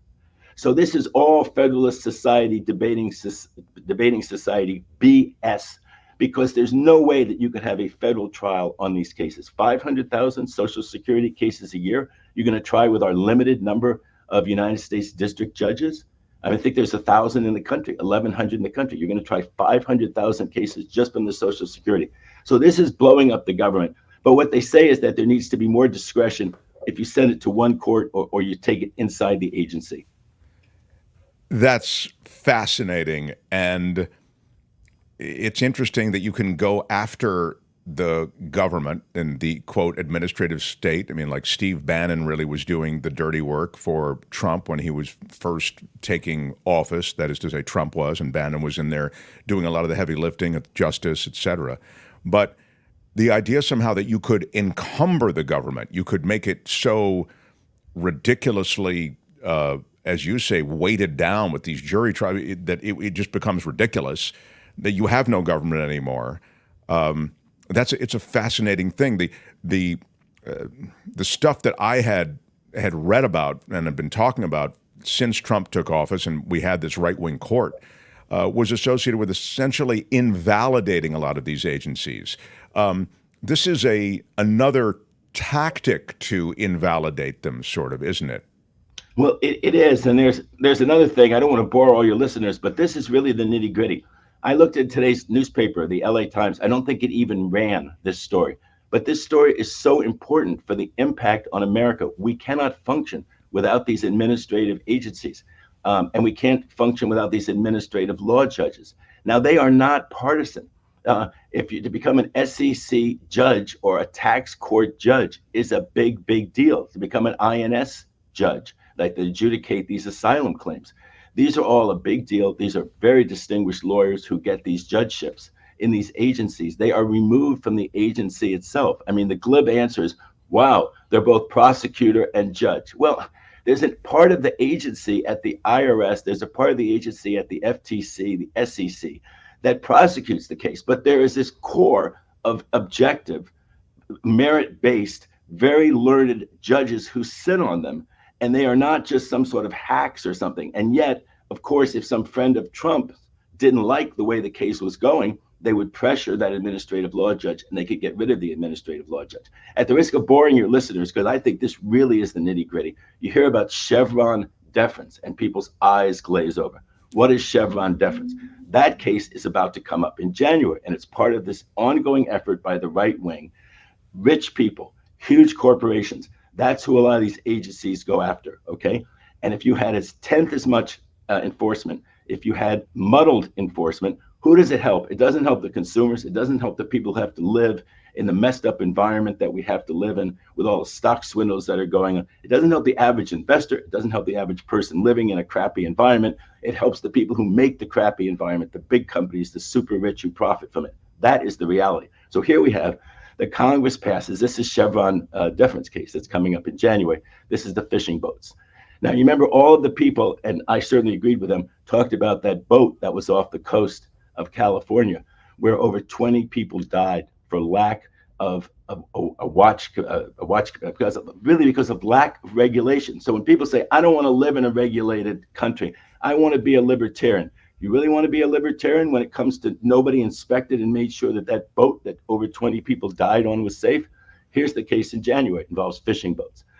The Congress says we want the government to regulate and inspect fishing boats to make sure they're safe. They don't say exactly how they're going to pay for it. So the agency that's in charge says, well, we'll have the fishing boat operators pay for it. That seems pretty logical. The Chevron deference is that if it sort of makes sense what the agency did reading the statute, that's okay. The challenge in the Supreme Court says, no, we fishing boat operators don't have to pay for the federal regulators who come on our ships because it wasn't expressly stated in the statute. And so if they don't have the Chevron deference, they're going to go through with a fine-tooth comb and say things like the federal government should inspect ships, but since they didn't say exactly how to pay for it, any scheme that costs the operators of fishing boats money is not proper, even though Congress passed that law. This is abrogating the Congress. This is not the separation of powers that we have in mind. Congress passed that bill. It's awfully hard to pass bills in Congress. Look at the filibusters, look at everything else. To say that you have to make it especially clear.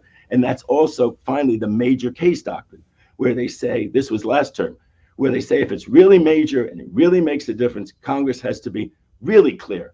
Well, if it's clear, it's clear. They interpret a statute, it's clear. What do you mean? There's certain kind of cases where it has to be really, really clear. Mark, that's just an excuse for the right-wingers on the court not to go with federal regulations that have been passed by Congress, the federal regulatory schemes that have been passed by Congress. And everything would come to a halt if you didn't have these administrative agencies and these ALJs. That's exactly it, isn't it? So what a transformational year this could be in all the bad ways. As you say, when it comes to food safety, environmental safety, regulating poisons in the environment, when it comes to consumer protections and banking, and it's just so wide-reaching, the destruction that could be wrought. It's remarkable. It's reminiscent, really, of the New Deal that we weren't around for, you know. But this is so history repeating itself, and not good history, because this is what FDR ran into. The country was in terrible shape. There were reforms that were really needed. He expanded the size of the federal government. And when he did, a very conservative Supreme Court pushed back and said things like on the minimum wage and on agricultural support prices, because the farmers were losing everything. They said, there's the Commerce Clause. It doesn't allow that. Look at the big government. Big government's pushing its way into everything. And then there was the famous, a switch in time, save 9. So I'm hoping there'll be a switch in time, saves 9. On this one, I think Kavanaugh may be okay. I was very surprised by some of Robert's questions. We're really going to have to see. There's still the other case with the Consumer Product Safety Commission, which I think is going to come out right. We did that one about a month ago. So when you add the whole thing together, what it may be, Mark, if you look on the bright side would be that when an agency, and it will only apply to the SEC, people argue it applies to all these federal agencies, 35 of them, like we talked about, 35 different federal agencies, Social Security, immigration, the FTC, everything. But this ruling may only be that if they want to get a fine out of you, they have to give you a jury trial. So in a case that really hinges on a fine, they'll have to take those cases to federal court, not do them inside the agency. By the way, people think it's inside the agency. Oh my God, once the agency screws you, you stayed screwed forever. No, look at this guy. He went to the Fifth Circuit Court of Appeals. He didn't get screwed forever. He went to the Fifth Circuit Court of Appeals and he complained about everything. All over the country, if you get screwed by one of these agencies, you can go to the Court of Appeals. The idea is that they've already adjudicated it. They've already had a trial-like proceeding. So you don't get to go many times to the trial court. You go straight to the Court of Appeals. But the idea that you're screwed forever and you have no remedy, you do have a remedy. So I'm with the moderates to liberals on these cases. I don't think any of these arguments amount to a hill of beans. I think they were all decided 50 years ago, and they're binding precedents. And I think it's a lot of chutzpah, a lot of gall to go back and make these idiotic arguments. But they don't. They weren't treated like idiotic arguments by at least 5 justices on the Supreme Court in this hearing yesterday. Yeah, exactly. The hearing was yesterday. I'm so glad you said it. This is the SEC versus this, talk radio guy who was shoveling, get rich stuff. But it's scary. We'll watch it, and you're right. It's been ignored by the mainstream media. It's crazy. Anyway, David, I love our time together. Thank you. Now, will I get another visit with David or not, Kim? I don't think I will. Is that right? This is his last. Somebody wake Kim. I'm awake. All right. Okay. Yes. No. This is it for you and David Katz for the month of December. David, it'll be you and me because Mark is he's decided that he'd rather go on a cruise than do his show. That is so not true. What? Kim, how are you? She's making fun of me because she knows I don't want to go. I really don't, and I'm being forced into it because I've got to keep my marriage together. Yeah, he's going on a 3-month-long cruise. It's going to be fantastic. It's just the rest of December. It's going to seem like 3 months, but it's not. He's going to be gambling and eating aboard a ship and lounging by the pool and playing shuffleboard. I'd be willing to bet my lunch that there's alcohol involved. But that means I got a David Katz date for 3 weeks in December, unless you're going somewhere too. I don't want to pick the things I'll miss the most, but top 3 for sure, David Katz, really. Yeah. I mean it. David, we adore you on this show. Happy New Year, Mark. Happy New Year. Enjoy the cruise, and it'll be great to be with you, Kim. We go way back to Pat Thurston, don't we? That's right. Yes, That's right. do. You guys, it'll be a reunion. So, David Katz, you're awesome. David Katz, everybody. Happy holidays, pal. See you. Yeah. The Mark Thompson Show. How dare you, Kim, make me sound like some guy who wants to go on my vacation. That's called. I love the. We've got one high-profile troll, I guess, in the comments. It's kind of. I don't mind. See, I don't mind a troll like this guy Andrew Peters. I don't mind him. What do we have here? He said something about like I love this. I will be laughing at all the tree hugger lefties here when Trump wins next year. I mean, you can. I guess that's name calling, a tree hugger lefty. By the way, I am a tree hugger. I'm a proud tree hugger. I think trees need to get hugged. Andrew Peters, let's go to lunch and go hug some trees. I wouldn't be caught dead with you lefties. You're a bunch of lefties with your regulations of what we can put in the food and how much you can dump into the rivers. What's these regulations? No. Yeah, Andrew. He has to go. Andrew Peters No. Don't block him. Yeah, I do not block him. He's got to go. He's using Trump nicknames for President Biden.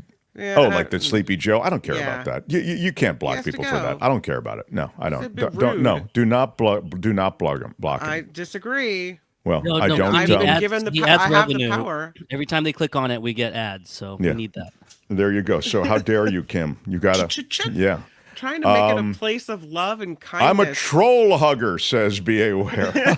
Big shout out. Big shout out to B.A. Yeah. RFK Jr. will be the spoiler. It may be. That's like a real comment, and it's not just calling him Sleepy Joe. That's the first real comment I've seen. Once in a while, he mixes in a lot of trash. I agree, but he doesn't bother. I don't care if people call it Sleepy Joe. I don't care about that. I don't block people for that. But anyway, whatever. It's the holiday season. If you can't call the president names, what kind of chat you running over here? I don't know. I'm just. We could try ignoring it, sir. Yeah, there you go. So, this is interesting. We should develop some system in the new year. This is very good. This idea. Michael Reich is saying name calling. Maybe issue yellow cards. Kamish, what do you think about that? I love that. That's a great idea. That is a great idea, Michael. Albert, thank you. I think Michael Reich has the right idea. We give people yellow cards first. Then, if they name call again, you can. What do you give them, a timeout, Kamish? I don't like people being banned, but I mean that's me. I don't ban anybody. Yeah, that kind of eats into our revenue because I'm trying to make some money too. I gotta pay people, Kim. You can't be banning everybody. I just threw down yellow card number 1. How's that? All right, yellow card, but yellow card is not. You don't. You just let them know. But, it's just like a little warning, and then maybe even before that, we could get the imaginary white spray, like draw a line. You can't cross this line anymore. But by the way, can we get a little? How many cards can be issued before the dumping happens? Well, that's the commish. Commish, how do the yellow cards work and There's the two. dumping? So two yellow cards equals a red card. The red card means you're out. So yeah, red card means you're out. So you're yellow, Andrew Peters. So watch yourself, my friend. Andrew, you haven't been banned by the warden, but you have been issued a yellow card. Yeah. So that means that you have to be a little more respectful. You can still be critical. You know me, I don't mind the criticism. Have a different opinion, just don't be a jerk about it. Yeah, exactly. Saying. Anyway, yeah. I wanted to send you a super chat, says Mr. Grinch, to remind you that it's Shaun White, not Shaun White. Oh, yesterday.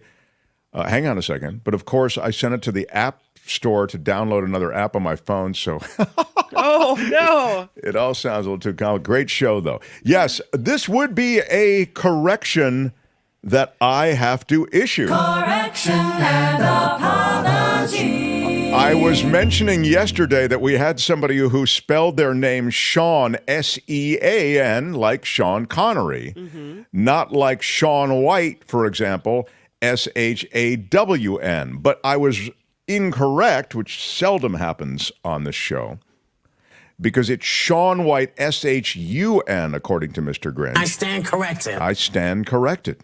Mr. Grinch 510 says it's not Shaun White, S-H-A-W-N. So, my bad. I'm sorry. I think that's right. Thank you, Albert. My bad. I'm sorry. But very good catch, nonetheless. And sorry you went into the App Store, you know. These trolls are rookies, says Maud. Maud is such a great supporter of ours. Big shout out to Maud. Who else do I have to acknowledge? SEC, 3 letters Donnie hates the most. Yeah, well, boy, Donald Trump does not like the SEC. Linda says, my goodness, this lying, grifting criminal has certainly tested and made a mockery of our government and laws. He's known not to pay his lawyers, but hell, he's obviously paying the right ones. Yeah, he sure is. I can't really argue with, what you're talking about. Lying, grifting, criminal activity, I think is demonstrably the case. Look at the Trump University settlement. Look at the way that I don't mean to constantly till this soil, but just because, there seems to be this groundswell around him, people forget the past. You've got Trump University, they paid a $25 million fine, had to dismantle and completely dissolve the university because it was a total fraud. You understand that? They pled that out. For $25 million, that's a lot of money. And the other point I would say about Trump in that regard is regarding the charity. Remember, they're not even allowed to operate charities in the state of New York anymore. Why? Because they were siphoning off money from the charity for their own use. Not a little money. Like the entire charity, as I recall, essentially was being charged for all these things that they didn't think they were going to be charged for. And it was a way to just take all the money that was going into the charity. It was the same deal that Bannon had with the Build the Wall thing. Remember Build the Wall? Bannon said every dollar of the Build the Wall money will go to building the wall. Now, I didn't care about that because And then he stole it. That's private money. And except when he says every dollar will go to building the wall, it turns out no dollars went to building the wall. No. It was every dollar of it directed to Bannon and his partner. So, but he got a correction for that. What am I trying to say? Pardon for that from Trump. I'm trying to read the chat and speak at the same time. It's very hard. So, The Mark Thompson Show. I don't, but I wouldn't. But again, last thing I'm going to say about the chat. I mean, again, I don't know. Maybe this is the way chats work across YouTube, but I wouldn't get into these, slinging crap at each other in the chat. I just wouldn't. I mean, you're going to argue facts, that's one thing, but if you're just going to, sling stuff, it can turn into like a pretty... So then Kim gets involved and she issues yellow cards. I love that yellow card idea. That's brilliant. Comments from yesterday in After Hours Trading. There were these comments.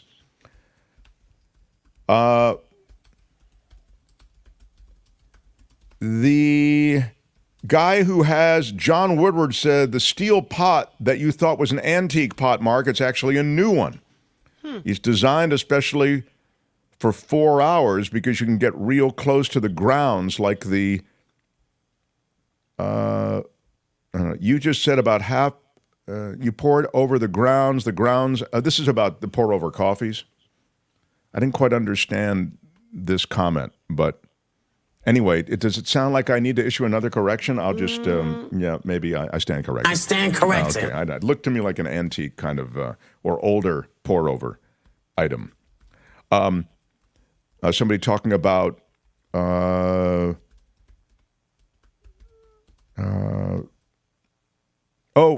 people congratulating us on so many subscribers. Nice. How many do we have now? What's our new number? I think Albert, I don't know how many we have. We're close to 18 or 17 or what is it? I'm checking right now. Yeah, 17,600. Almost close to 700 actually. So what I would say and here's somebody else who says, it's Sean White, not Sean White. Okay. And there are like 30 exclamation points after that. So noted. Sean White has won X Games gold medals in both skateboarding and snowboarding, as well as the first few Olympic gold medals in snowboarding, actually. Wow. Man. So a two-sport type of athlete. Speaking of sports, Commish, what do you like tonight in this NFL game? It's Cowboys, I think? Yeah, Cowboys, and I think Seahawks are playing again. That's right. Yeah. Seahawks have injuries. Probably the Cowboys. Looking good. Yeah. And these Thursday night games they give NFL teams like 2 days to recover and prepare for the next day. So next game. So it's like it's not usually great television. Again, the Niners are favored at Philadelphia. It's amazing to me. I don't understand that. Plus, it might be sloppy. It could be some rain. So, Tom says, Mark, you misunderstood earlier. I'm volunteering to take the cruise, not do the show. Oh. Okay. Well, you can. I misspoke. Okay. I did. Tom wants to sail away with Courtney. Stand corrected. I stand corrected. I'm ready to. I might relinquish my role. I really don't want it to go. So, and then finally, this from Sandy. If they would back up their opinion in the chat with facts, that would be different. But they just spew about how great Trump is without explaining why they feel that way. Yeah. That's right. Well, it's a cult. You got to feel the power of the cult. All right, I have a big story in Law and Disorder, Albert. Are you standing by? Let's do some law and I'm ready. Disorder. In the criminal justice system, the people, pimps, addicts, thieves, bums, winos, girls who can't keep an address, and men who don't care, are represented by two separate yet equally important groups. A cop, a flatfoot, a bull, a dick, John Law. You're the fuzz, the heat, you're poison, you're trouble, you're bad news. These are their stories. In a Nashville courtroom, we're learning more about this Daryl Hall, John Oates lawsuit, an injunction. Daryl Hall, he's the blonde dude, okay? Oates is the mustachioed part of the duo. Daryl Hall accusing his longtime music partner John Oates of committing, quote, the ultimate partnership betrayal. What? By planning to sell his share of the Hall and Oates duo's joint venture without the other's permission. In the declaration, which was filed again yesterday in a Nashville Chancery Court, Daryl Hall also lamented the deterioration of his relationship with John Oates. And he viewed John Oates as his musical partner of more than half a century and a real friendship. The joint venture in question includes Hall & Oates trademarks, you see, Kim. Personal name and likeness rights, you see, Kim. Record royalty income and website and social media assets. All of this is in the declaration. This is hard. I mean, you have to really trust the person you are partnering with business-wise, right? That's right, Kim. Yeah. You should take maybe a note of that. Kim, how are you? You gonna sue me? In his own court try filing. To use your Mark Thompson likeness? Well, here's what happened. Yeah. You know, when Daryl Hall files a court action, what does John Oates do? He files his court action. That's right. In his court action, later yesterday, Oates said that he was disappointed in Hall's inflammatory, this is a quote, outlandish and inaccurate statements about me. and argued that he had been trying for some time to enhance their business partnership. Well, a judge has issued a temporary restraining order. It blocks the whole sale of Oates' share, and it's called Whole Oats Enterprises, LLP. And Oates was trying to sell his share of Whole Oats Enterprises, LLP to Primary Wave IP Investment Management, LLC. So this reminds me a lot of when Michael Jackson bought up all of the Beatles materials and, publishing rights. But in this case, it's even more than that. It's, as I've said, it's all of this other stuff. It's social media, and it's the brand, essentially. So there's a court hearing scheduled today, and Daryl Hall is seeking further court action to keep this transaction on hold. He doesn't want all this stuff sold. Quote, while falsely contending over the last several months that the Oates Trust wanted to maintain ownership, John Oates and the co-trustees engaged in the ultimate partnership betrayal, Daryl Hall said in this declaration. They surreptitiously sought to sell half of the assets without obtaining my written approval, Daryl Hall said. And surreptitiously is a ding word. Oates arguing in his filings that the court should not extend the temporary restraining order, and that this is, again, now it's Oates' argument. He's the mustachioed one. He says, no, there shouldn't be a restraining order. It shouldn't be extended. He should be able to do what he wants to do. We should have asked David Katz's opinion on this one. Yeah, you're right. Mm-hmm. Well, you know what? The good news for you is that they just had this court situation yesterday and today. Yeah. In this Nashville courtroom. So the case will percolate, and you should ask them about it next week. I think it's a really good idea, next Thursday. Yeah. It's interesting to me because, as I mentioned to you before, just to button this out, I know people who've worked with both of these guys, Daryl Hall and John Oates, and I've also listened to Hall and Oates in interviews talk about their partnership, and they always speak in a way that would suggest a sort of solidarity that's unbreakable. So it's really weird to see them in a rift of any kind, since they so painstakingly talk about how much they like each other, and it's been a collaborative effort all these years. Well, nothing lasts forever. Yeah, looks like it may be over. Good day, sir. Right. I put up with this long enough. Yeah, I can see what's going on. It's all there, black and white, clear as crystal. All right. Oh, my God. Wow. Well, look. Sometimes the person you think is your partner is not the partner you think he is. This is a man with anger. This is a man that has resentment towards you. Apparently. They could use some counseling, those two. Maybe beyond counseling. Sometimes you're beyond counseling. So, like mediation. I mean, they managed to get along for quite a while. Yeah. I hate to see this. There is good Oates collaboration come to a close. Oates has already entered into a letter of intent with this LLC that wants to pick up all of the music and the social media. And Daryl Hall said I was blindsided by this whole thing.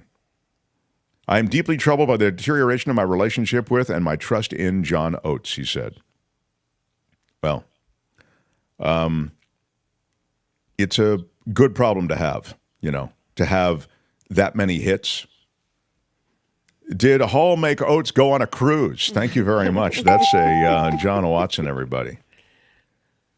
They got their start at Temple University when they were both students there. Then they signed with Atlantic Records in 1972. They have 6 platinum albums, tons of top 10 singles, kind of a blue-eyed soul. They were inducted into the Rock and Roll Hall of Fame in 2014. It's nice that they waited until after the induction to the Rock and Roll Hall of Fame to sue each other.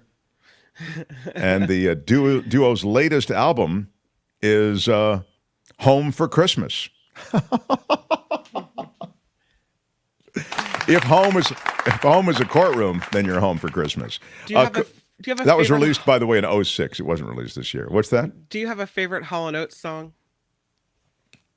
Oh, man, that's a good question. They've got some great ones. I like I Can't Go For That. No Can Do. I like that a lot. Yeah. I mean, she's gone. When I first heard that, I remember where I was. There's a record store in New York called Sam Goody's. And I was in high school, and I heard She's Gone. And I thought it was a black band. And I went to the guy who's working the register at Sam Goody's, and I said, hey, who are these guys? I really like this album. I want to buy it. And by the way, I had no money. Like $8 for an album was all the money I had. But I was going to buy that album, and I did. And when I got it, I realized, oh my God, these guys, Hall & Oates, they're two white guys. Yeah. Yeah. Like Bobby Caldwell. Bobby Almost, Caldwell. yeah. Yeah. Same thing. Right. Yeah. Like Maneater. Maneater's good. Yeah. Yeah. That's a great, yeah, you're right. All that stuff's got a great. Commentator says, home for Christmas. See you in court. Can't make this stuff up. Yeah, John agrees with you. I say Maneater is the one that really got me. All I want for Christmas is a lawsuit. Your Kisses on My List is pretty good too. John Watson with a little Christmas love. Their music made me vomit. Thank you very much, John. Appreciate that. That's the kind of, I can see, I like that kind of thing. Yeah. Out of Touch, Gayla says, yeah, that's a great one. You're right. That is good. Yeah, She's Gone is pop magic. So true. Sarah Smile. Pretty wild. Well, so many great songs, and now so many great details coming out of the courtroom. So good luck, Hall & Oates. The Mark Thompson Show. I wish we could stay here all day. Believe me, I've got tons of things to do, but nothing better to do, if you know what I mean. So, Albert will break out a lot of these videos for later, like if you want to watch David Katz again, or you want to watch our guest, Phil Fairclough, talking about the British royalty dust up. We'll have that. Also, Belinda's It's the Planet Stupid. All those will be issued as separate videos, and you can share them, please, across your social media. I ask you, if we have a short that you like particularly, you can share it to your Facebook page or whatever. That helps us grow this audience, and it costs you nothing. Thanks to everybody who's Patreon and PayPal supporting us. I want to recognize tomorrow some new Patreon and PayPal supporters, and everybody's at the end of the show on a big crawl, so we recognize all of you every day. I'm Shadow Stevens for The Mark Thompson Show. Bye-bye. Big shout out to Pinky for $1 a day. Big shout out. Bye-bye. Love you guys. Thanks for all the support. After Party Live is going down now. Till tomorrow. Bye-bye.